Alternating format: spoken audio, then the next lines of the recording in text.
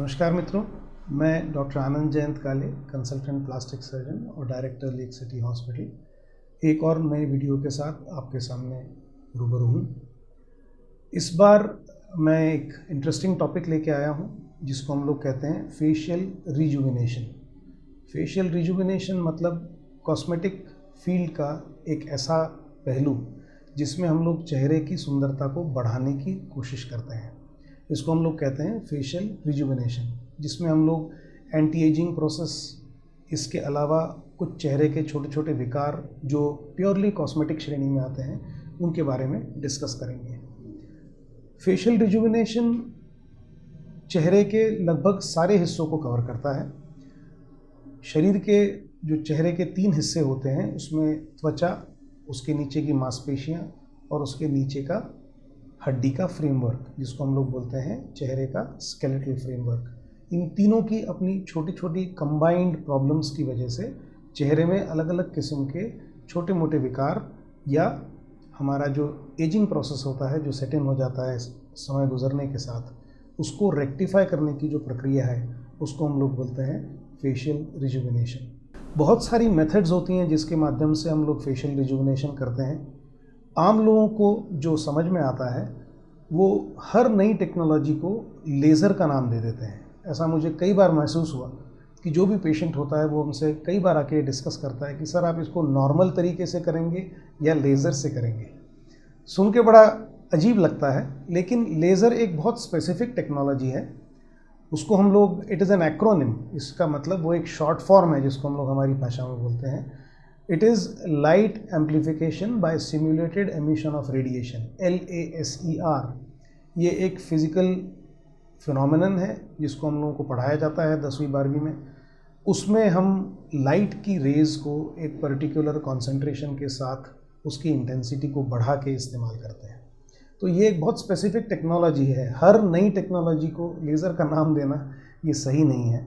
सिर्फ लेज़र्स ही नहीं, बहुत सारी दूसरी टेक्नोलॉजीज़ हैं जिसको हम लोग इस्तेमाल करते हैं। लेज़र एक टेक्नोलॉजी होती है, दूसरी टेक्नोलॉजी होती है इंटेंस पल्स लाइट, जिसको हम लोग बोलते हैं IPL प्लेटफॉर्म्स। तीसरी टेक्नोलॉजी होती है रेडियो फ्रीक्वेंसी, जिसको हम लोग बोलते हैं RF आज की भाषा में। फिर इसके अलावा डायथर्मी, जिसको हम लोग इलेक्ट्रिकल करंट को इस्तेमाल करके चेहरे को अलग अलग तरीके से ट्रीट करते हैं। फिर इसके अलावा हम लोग कुछ केमिकल एनर्जी का इस्तेमाल करते हैं जिसको हम लोग केमिकल पील्स बोलते हैं। फिर हम ऐसे कुछ इंजेक्शंस चेहरे के अंदर लगाते हैं जिसके माध्यम से हम अलग अलग चीज़ें हासिल करते हैं, जैसे कि बोtulinum टॉक्सिन इंजेक्शंस, जिसमें हम लोग उन मांसपेशियों को जो चेहरे की ज़्यादा काम कर रही हैं, जिसकी वजह से हमारे चेहरे पे कुछ अलग किस्म के भाव आ जाते हैं, उनको हम लोग इंजेक्शन से पैरालाइज कर देते हैं पार्शियली, और उसकी वजह से जो डिज़ायर्ड इफ़ेक्ट लेना चाहते हैं हम उसको लेते हैं। इसके अलावा कुछ आर्टिफिशियल फिलर्स होते हैं जिसमें हम लोग हाइलोरोनिक एसिड फिलर्स का इस्तेमाल करते हैं। कुछ नेचुरल फिलर्स होते हैं जैसे कि फ़ैट ग्राफ्ट होता है, जिसमें हम लोग अपने ही शरीर के फ़ैट को इस्तेमाल करके उसको अलग अलग तरीके से नैनो, माइक्रो या मैक्रो फैट ग्राफ्ट के माध्यम से फेशियल रिजुविनेशन की कोशिश करते हैं। तो ये तो हो गई कुछ अलग अलग विधाएँ जिसमें हम लोग नॉन सर्जिकल प्रोसीजर्स के माध्यम से फेशियल रिजुविनेशन करते हैं। कुछ फेशियल रिजुविनेशन की टेक्निक्स ऐसी होती हैं जिसमें हम लोग पेशेंट को एनेस्थीसिया देके और ऑपरेशन के माध्यम से बेहतर करने की कोशिश करते हैं। उन टेक्निक्स में फेसलिफ्ट का नाम बहुत लोगों ने सुना है, जिसमें हम जो एक्सेसिव चमड़ी होती है, जो सबक्यूटेनियस टिश्यू की जो लैक्सिटी होती है, जिसमें जो एक्सेसिव टिश्यू बन जाता है, उसको हम लोग निकाल के और पतले धागों से उसको बंद करते हैं। इसके अलावा मांसपेशियों में ढीलापन, इन सब को करेक्ट करने के लिए हम लोगों को मिनी फेसलिफ्ट या थ्रेड लिफ्ट, एक नई टेक्निक अब आई है जिसमें हम लोग कुछ धागों का इस्तेमाल करके चेहरे के जो चेंजेस हैं उनको करेक्ट करने की कोशिश करते हैं। ये आधी सर्जरी और आधी नॉन सर्जिकल प्रोसीजर का कॉम्बिनेशन हम कह सकते हैं। तो बहुत सारी विधाएं हैं जिसके माध्यम से हम लोग फेशियल रिजुविनेशन करते हैं।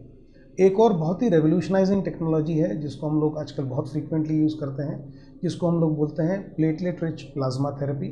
उसके बहुत सारे अलग अलग नाम हैं, बहुत सारे अलग अलग रेडीमेड प्रिपरेशंस भी अब आना शुरू हो गए, जिसमें हम पेशेंट की स्किन से पेशेंट का ब्लड लेके अराउंड 50-60 ml ब्लड लेके उसमें से 15 से 20 ml प्लेटलेट रिच प्लाज्मा इस्तेमाल करते हैं, एक्सट्रैक्ट करके बनाते हैं और उसको चेहरे में इंजेक्ट करते हैं। ये किस तरीके से काम करता है? ये स्टेम सेल्स के माध्यम से अपना काम करता है। प्लेटलेट डिराइव्ड ग्रोथ फैक्टर करके एक बहुत इंपॉर्टेंट फैक्टर होता है जो हमारे प्लेटलेट से निकलता है, जो हमारे स्किन के जो एजिंग चेंजेस होते हैं उनको रिवर्स करता है, जो सबक्यूटेनियस टिश्यू में जो चेंजेस आते हैं उनको इम्प्रूव करने की कोशिश करता है, कोलाजन को फिर से रिले करता है और नीचे की जितनी भी पॉसिबल करेक्शंस जो हो सकती हैं उनको करने की कोशिश करता है। इसको हम लोग बोलते हैं प्लेटलेट रिच प्लाज्मा थेरेपी। अगर हम इसके कॉम्बिनेशन में कुछ फिलर्स का इस्तेमाल करते हैं और प्लेटलेट रिच प्लाज्मा को साथ में उसके इस्तेमाल करते हैं तो उसको हम लोग बोलते हैं वेम्पायर्स फेसलिफ्ट। नाम सुनने में अजीब लगता है, लेकिन बहुत सारे लोगों को अब गूगल के माध्यम से यहाँ वहाँ से इसके बारे में इंफॉर्मेशन मिलती है। मिसगाइड होने की आवश्यकता नहीं है। पहले उस समस्या की गहराई को समझें, उसके बाद उसके लिए जो भी सूटेबल प्रोसेस है उसको अपने प्लास्टिक सर्जन से डिस्कस करें। प्लास्टिक सर्जन्स आपको ये सजेस्ट करेंगे कि इसमें सबसे सूटेबल क्या है, और अगर आपको वो सूटेबल लगती है तो फिर आप ये निर्णय लें कि अब इसमें हमको क्या करना चाहिए। ये हो गया फेशियल रिजुविनेशन के बारे में एक जनरलाइज्ड ओवरव्यू। बहुत सारी और भी टेक्निक्स हैं जो वीडियो के माध्यम से हम लोग शेयर नहीं कर सकते, लेकिन जब भी आप प्लास्टिक सर्जन से मिलेंगे तो आप विस्तार से उसके बारे में उनसे बात कर सकते हैं, उसके कॉम्प्लिकेशंस को समझ सकते हैं। कोई भी इंटरवेंशन, कोई भी प्रोसीजर, कोई भी ऑपरेशन बिना रिस्क के नहीं होता। उन सब रिस्क्स को समझिए, क्या हासिल हो सकता है इसके बारे में अपने डॉक्टर से विस्तार से चर्चा करिए, जो असंभव है उसके बारे में उनसे विस्तार से बात करिए, और जो हासिल हो सकता है उसके परसेंटेज सक्सेसेस के बारे में डॉक्टर से आपको डिस्कस करना ज़रूरी है। फेशियल रिजुविनेशन के बारे में मैं नेक्स्ट वीडियो में एक सीक्वली और बनाऊंगा, जिसमें बहुत सारी ऐसी छोटी छोटी बातें हैं जो हर प्रोसीजर की या हर ऑपरेशन की उसका कुछ टिप्स मैं आपको बताऊंगा। अगर आपको ये वीडियो पसंद आया हो तो उसको लाइक करें, शेयर करें। अगर आपने चैनल को सब्सक्राइब नहीं किया हो तो सब्सक्राइब करें। अगर आपको हमसे कम्युनिकेट करना है तो कमेंट सेक्शन में अपने कमेंट्स डालें। अगली बार फिर एक किसी इंटरेस्टिंग वीडियो टॉपिक के साथ आपसे मुलाकात करूंगा।